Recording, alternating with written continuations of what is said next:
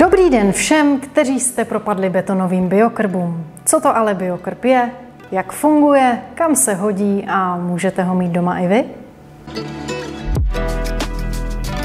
Betonový biokrb od Joc je, řekněme, lepší alternativou klasického krbu. Hlavně pak proto, že k němu nepotřebujete komín, neprodukuje žádné spaliny a nečekejte ani popel. Můžete ho postavit tím pádem třeba na stůl do obýváku, do ložnice a hořet může i na zahradě. Velkou výhodou betonových biokrbů od Joc také je, že je můžete rozvonět nebo si je nakonfigurovat přesně podle svého vkusu. Předpona bio se neváže k tomu, že by v biokrbu hořela biokultura, ale k biopalivu, díky kterému biokrby od Joc hoří. Biopalivo neboli biolíh seženete snadno v každém hobbymarketu nebo na internetu. Za nás můžeme určitě doporučit vysoce kvalitní švýcarský biolíh Bionlove, který vám mimo jiné přidáváme ke každému biokrbu v litrovém balení.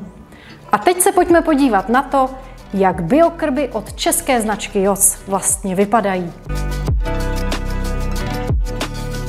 Biokrby od Joc mají svou unikátní skladbu. Skládají se z betonového těla, které je ručně odlévané, ochranného speciálního skla, výplně, nádržky na biolíh, regulačního plíšku a takzvaného betonového zhášeče.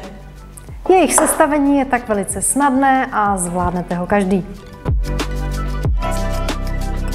Betonové biokrby od Joc zapálíte snadno. S pomocí pinzety, kterou najdete v balení, sundáte regulační plíšek a vyndáte nádržku na biolíh. Protože v Joc myslíme na všechno, přidáváme vám do balení ke každému biokrbu také tuto odměrku.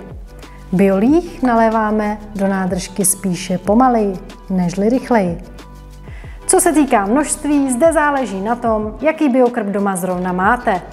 Pokud máte biokrb s nádržkou o objemu půl litru, naléváte půl litru biolihu. Pokud máte nádržku o objemu 1 litr, naléváte 1 litr biolihu. Když máte nádržku plnou, jednoduše ji vrátíte zpátky do biokrbu, přiložíte regulační plíšek a voilà, můžete zapalovat.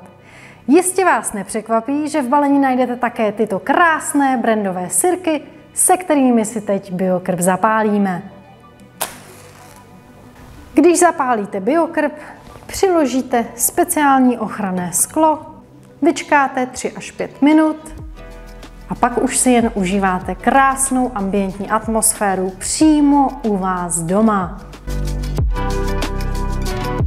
Betonové biokrby od Joc jsou nejdéle hořícími biokrby na trhu a to je potřeba si zapamatovat.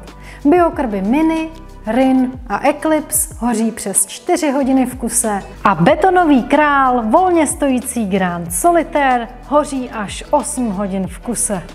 A to je, panečku, jízda. Betonový biokrb od Joc uhasíte stejně jednoduše, jako ho zapálíte. Stačí, když betonový zhášeč přiložíte na oheň. Případně ho můžete nechat dohořet úplně stejně jako svíčku. Je potřeba si říct, že betonové biokrby od Joc jsou špičkou na trhu. Skvěle vypadají, dlouho hoří, můžete si je nakonfigurovat, můžete je rozvonět a protože jsou betonové, vydrží vám celý život. Zaujmuli vás? Navštivte www.joc.cz a najděte nejenom biokrby, ale i další vkusné betonoviny.